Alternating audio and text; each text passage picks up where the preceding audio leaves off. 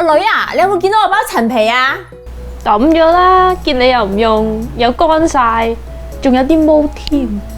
吓，你掉咗啊？你知唔知陳皮好貴㗎？ What? Just the tangerine skin? Wow, I can't believe that daughter just threw away the tanpei like that. Honestly, if I knew it was that valuable, I'm just gonna store all my tangerine peels in my pocket. So, I'm gonna ask you right now, okay? How expensive is it? A ballpark? That's a very good question. And we can't store it in our pocket necessarily, but a very good idea indeed, Lesley. It depends on how you dry it.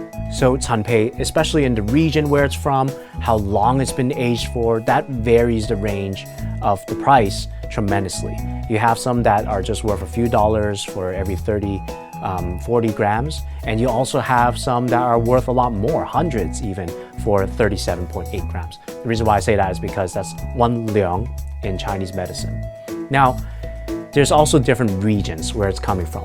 Basically, the essential difference between these tanpei, if it's aged, if it's not, or if it's from a particular region or not, is the aromatic taste in the end. If it's bitter, if it's something that's a little bit sour even, then that means it's not aged properly. And so tanpei is one of those ingredients that actually increases in value over time if you age it properly. Okay, so when I was walking in here, I saw something that was very nostalgic and very yummy, which was Choi. Now, I loved it with lettuce and mushroom. Tell me more about it. That's a great choice of dish combination. So Choi is actually very unique. It's one of those ingredients that actually you put into soup, you put into your dishes, and once you cook it well, it comes out very silky smooth. It's very much like seaweed, but except it's just up in little tiny, like thin, I don't know even how to describe this, but like hair-like substance. And the reason why people add it into the dish is not only because it tastes silky and smooth, but also because it's very good for the kidney. Now, anything that's naturally black like this, we say it goes to the kidney. So as if it's hair, in Chinese medicine, we say the kidney produces hair too, good quality and well-nourished hair.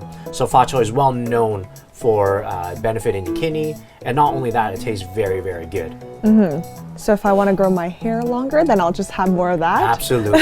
Keep those gray hairs away, right? Nice. Yeah. Okay, so I was looking at something that wasn't so great because I remember my mom would always say, Lesley, you have to eat your Fargo. It's good for you. And I'm like, ew, no, thank you. I saw it over there. Now tell me more about that because my mom does not like me right now. Okay, well, yeah, Fargo is a very interesting organ. I'm glad you brought it up. It's one of those organs in a fish that actually doesn't really contain anything else besides air. So you can rest assured knowing that it's not anything weird. This organ is actually especially earthy. And when you put it into soup, it just changes the whole soup all around. The taste tastes wonderful. You put it in, and especially they say it's very good for the skin too. Our skin is very good for collagen.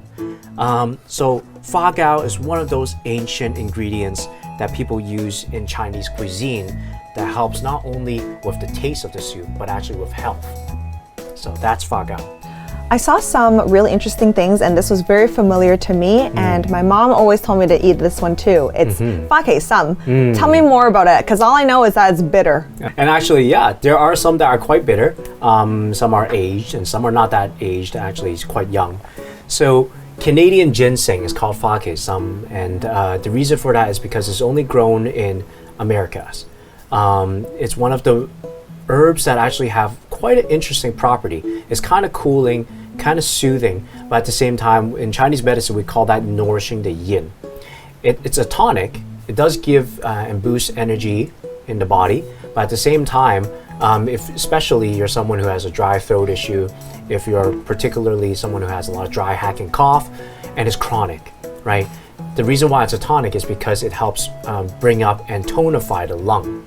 Now, the other side, you don't have that Canadian or American ginseng. You have the Chinese, Korean, Asian ginseng. This is called Hongsam or Yansam, more accurately.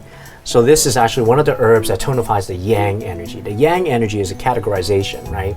We're talking about that. It's not mystical. It's actually something that helps warm the body, particularly in people who are generally quite frigidly cold. They're very afraid of the weather outside. They're very afraid of cold seasons because they just feel terrible in that type of environment. They're very fatigued.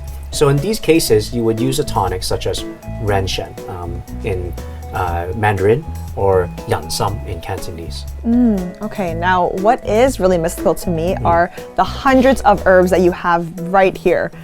Care to explain just a little bit and what it does? Oh, yes. Okay, so you see the reason why there's 100 amount of herbs here, lots of herbs, actually probably more than a few hundred, is because each one of them helps with a specific pathogenic qi. We were talking about that in another episode.